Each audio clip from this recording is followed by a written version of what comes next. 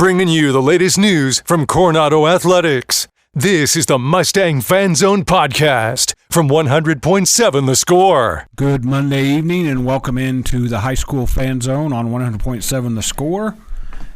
We're going to kick it off with the Mustang Fan Zone. I'm Randy Rosetta. I'm joined to my far left there by Andrew Roy, the Coronado head coach, and by tight end and a little bit of somebody who does a little bit of everything for you guys, Coach Dom Parrish. Dom, when you talk, hold that thing right there. You got to talk really close, especially with your low voice. You kind of got that Barry White voice going on, which you won't know what that means, but Coach knows what I mean. Yeah. How are you guys tonight? We're good, man. I'm going to ask you the same thing I did Joe Sexton last week. Sun came up on Saturday. It did, yeah. Or Friday, I guess. And everything, you got back to work. Got back to work. That was a tough one, though. That 41-12 loss to Abilene Wylie. And we're going to talk about the similarities between that one and the Lubbock Cooper game the week before.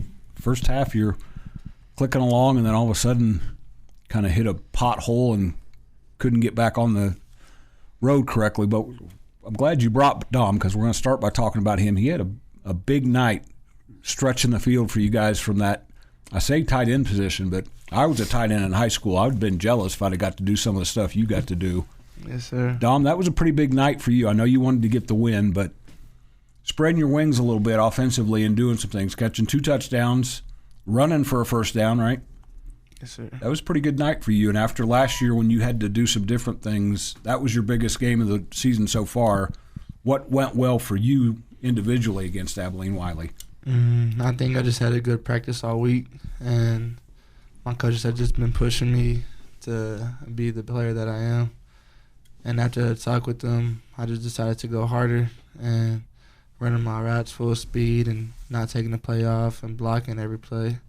Make sure that I'm doing everything I could for my team to win. And Andrew, we talked in the summer when Isaiah had the little injury scare. JJ, correct me if I'm wrong, he jumped in and got some reps in 7-on-7, and you could kind of see where that maybe gave him a little bit more confidence than maybe he would have had because he's 2 weeks now. He looks like a solid high school varsity quarterback. Yeah, absolutely. He stepped in, and he's done some good things. He's done some bad things, but that's like everybody on the team. But we put him in situations where we think he can be successful, so we're trying to see what he can do, and we throw him in there. Throwing the ball to this guy will give him a chance to be successful. That's it. Follow up on what he was talking about. Why was he such a key component the other night? Man, we talked, over the week. First 2 weeks didn't go the way he wanted to. He's a big-time recruit. I think somebody's going to get real lucky to pick him up. And you should have saw the way he came out and worked in practice this week. And he's lifted the level of competition up, and he's competing every day in practice, and it showed. For both you guys, when we talked after the game, everybody knows that DeMarion's going to get the ball a bunch. The Coach doesn't hide that. He wears that on his sleeve. He says he's going to feed him the ball a lot, and he got the ball a lot the other day. So when Coach puts that pressure on you guys, you got to find some other guys to kind of balance things out. How important is that for you to do that for him, but also for him to run the ball and open things up for you guys throwing the ball? For me, at my position, I feel like I'm a part of both, a big part in both. So when we run the ball, I do my part to make sure that we can run the ball because I know how good DeMarion is and what he could do if he gets the blocks. And him running the ball well sets up me getting the ball in the receiving game. So I feel like it's really just I did this for you, then he gets me back. So I feel like that's just a good thing that we got going. And Andrew, we talked a little bit Thursday night about some of that balance that's kind of showing in flashes. Yeah. How much does that need to keep growing for you guys to get that offense going even more? Man, I think it's going to grow, and we're continuing to grow it, especially when we get Isaiah back. He's going to continue to open up the field for, we talked to Dom last week about blocking and opening up. People are keying on Dom. He's got 2 guys over him the whole time. You're putting 8 in the box for DeMarion it's opening up stuff for other guys. Once other guys start getting the ball, that opens it up back up for them. So I think they're starting to realize how the offense is working and how it's supposed to work, and so it's been good. And you've got two other receivers that have had solid nights the first 2-3 weeks, Campbell Stanek and Cavante Carr, right? I think I called him Devontae in a story, but it's Cavante Carr. Yeah, absolutely. I was looking this weekend, we got 7 guys with touchdowns, and that's spreading the ball around. You can't key in on too many guys, so we got some weapons out there to spread around. Well, now it's a matter of putting 4 quarters together. I want to talk about that. Yeah. The Mustangs are back in action 4 p.m. Friday against Abilene Cooper at Lowry Field, doubleheader day this weekend. That will be on 96.9 The Bull. We'll be back on the Mustang Fan Zone. Bringing you the latest news from Coronado Athletics. This is the Mustang Fan Zone podcast from 100.7 The Score. Welcome back to the Mustang Fan Zone on 100.7 The Score. This is Randy Rosetta. I'm with Andrew Roy to my far left if you're watching on TV, and Dom Parrish, who was one of the bright spots. I assume there was a few more than one bright spot, but he was maybe the brightest spot last week against Abilene Wylie. Tough loss, 41-12. That's the last time I'll say the score, I promise. But I mentioned the score because the week before against Lubbock Cooper, a lot of similarities. You're in the game, going back and forth in the first half, and then something happened. And I'm not smart enough to describe it, so Coach, take over, because you can kind of you got a chance to look on video. When did it kind of get off the rails for you guys last week? Man, there was a couple different things that went on, and it was all on us. We go back to penalties. The week before we had like 3 penalties. This week we had like 15. But we scored. Dom gets a big touchdown reception in the first quarter, first drive. And then we kick off. We're offsides. They decide to kick off again. We kick off, and they return the kickoff for, a touchdown. So that kind of deflated us a little bit. We come back and punt to them. There was a bunch of different things, man, that went on that just kind of deflated us, and it was us doing it to ourselves. It was nothing that they did. It was totally us, and I tell these guys all the time, who's the only person that beats us, and that's us. Coaching, after they we pooch the kick, and they go down and score.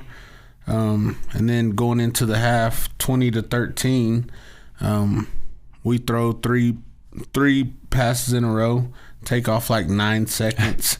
They get the ball and score right before half, and momentum's on their side, and so now they're up 27-13, and it's tough coming back against a good football team like that. Now, much like I said last week, to Abilene Wylie's credit, they made plays. Yes. We'll talk a little bit about that more in a second, but you mentioned you gave up the kickoff return, and then I think somewhere in the exchange there, they kicked off to you, and they executed kind of a muff or a pooch punt, and you guys didn't field it cleanly. Right.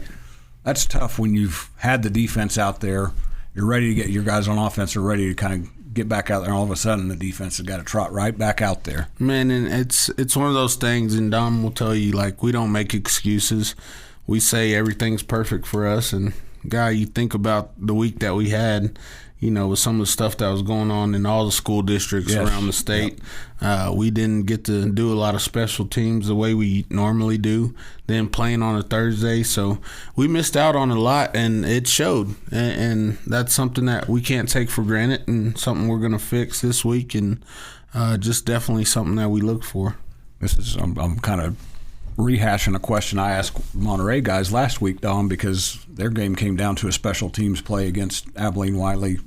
Does that, when Coach says that, and then you go back and look, okay, we gave up a touchdown, we misplayed a kickoff, does that kind of reiterate to you guys how important it is to focus on special teams during the week? Yes, sir. Just shows that every part of the game is important, that we always need to be locked in no matter what we're doing. And a lot of people think, that's just kickers and punters. No, It's coverage teams. What you're doing during the week and with coverage teams usually has a big part of how that game plays out. And even backups, we had some guys go down, and we're looking for backups to go in, and they're not ready because they're thinking that they're not going to get in, and so that's just something that we didn't get to do a good job with last week, and we're going to go in and refocus on that this week. Well, and let's turn the page because Abilene Cooper comes in here and they're 0-3, so they're going to be hungry as heck to come out here. And I was kind of teasing you there when we went to break. I asked Dom about if you were more amped up than usual because you're an old Abilene High Eagle. Oh, yeah. So that Columbia blue and red down there, is it Columbia blue? I don't know what kind of. Yeah, I don't care for the get it going. I think it's more like red and blue, like my Kansas Jayhawks. But you can like the Kansas Jayhawks. It's okay. But you don't have to like Abilene Cooper. You probably like the AD down there a little bit. I do. We'll talk some more about Abilene Cooper coming to town. 4 p.m. kickoff at Lowry Field. That's going to be on 96.9 The Bull. And remember, on Friday nights when you get done with your game and you're trying to keep up on everything else, check into Double T 97.3 to the Friday Night Live scoreboard show from 10 p.m. to midnight. I'm Randy Rosetta, and we'll be back on 100.7 The Score. Bringing you the latest news from Coronado Athletics. This is the Mustang Fan Zone podcast from 100.7 The Score. Welcome back in for one more segment of the Mustang Fan Zone on 100.7 The Score. I'm Randy Rosetta. I'm with Coronado coach Andrew Roy, and I say tight end. Do you play defense? Nah, Coach Roy won't let me. Well, there's usually coaches have a pretty good reason for that. He wants to keep one of his stallions as healthy as possible. We were looking at last year's film, watching what we did against him last year. And last year was one of the games that he did come in on defense, and he looked so natural coming off the edge on a passing situation. So, it's not – there's never a guaranteed no that he won't play defense. Never say never. Dom, like I said, there's a reason coaches don't do that. You're such a valuable tool on offense. You talked about doing a little bit on both, but how – and I watched you basically be a Wildcat quarterback last year in the game I covered when you were – back there, and you handled that very well, but why is tight end / split ends? You split out a couple of times the other day, right? Yes, sir. We'll just call you receiver. Why is receiver such a good fit for your skill set? I feel like I know where to go. Like, since I've been playing, I played quarterback through my years of high school. I know what goes through a quarterback's mind, so when I'm out there, I know, like, I can see if he's getting blitzed or if there's pressure coming, I know to shorten my route or to go deeper. And then just when I'm getting covered, I feel like that I know how they cover because I always study, so I know how to get open and when I'm going to get the ball. So I feel like that's really what puts me over the top. And you mentioned the other day, JJ has done well filling in, but is there a different chemistry, different level of chemistry when Isaiah is back there because you guys have played together for so long? Yes, sir. I feel like that me and Isaiah on a lot of our stuff that we just know what we want to do. So if it's quick game or something, I just tell him quick, hey, I'm going to run this, and he's going to get it out to me. When he gets this first down, he knows where I'm going to be at. So I feel like we have a good chemistry. And I imagine Isaiah is probably, when he gets back, he's going to be pretty good at sticking that ball in Marion's belly as well. You told us, you kept telling us he's going to get the ball. How many did he carry the other night? I forget what 18 maybe. Got it called up right here. What I had, and we're trying to shorten it up before district starts because he'll get a hefty load. But I mean, that's something we watch film and getting Isaiah back, something different. Like we looked last week and. Dom could have had a touchdown pass, and it went the other way for interception. Yep. And that's just some of the chemistry that the seniors have together. And, I can't wait to get everybody back together. All right. I saved this as long as I could. Defensively, you guys are still you're struggling to stop the run. You mentioned it before the season. I think you've mentioned it every week. What do you have to do to shore that up? And starting this week, now I know looks like Cooper throws the ball maybe a little bit more than they throw it. But what do you have to do better against the run as you start to get in closer and closer to district? Well, I think it's something different every week. And last week we started a sophomore. We brought him up from the JV last week. He was playing JV football, and we started him at linebacker and just missing some of those key players. This week we get Abraham Ragland back, and I'm talking about, gosh, watching him in practice today, and he's so excited, and he was firing on all cylinders, getting people lined up, communicating in the secondary. It's a big deal when you have a guy like that who's been starting since a sophomore, getting people lined up, and he's the leader of the group. We're excited to get him back. Hopefully we get some other guys back, and we'll get it fixed. We had a good day of practice today, so we're excited. And I asked you when we went to break, knowing that, what is the challenge that Abilene Cooper presents for you guys, especially for that defense?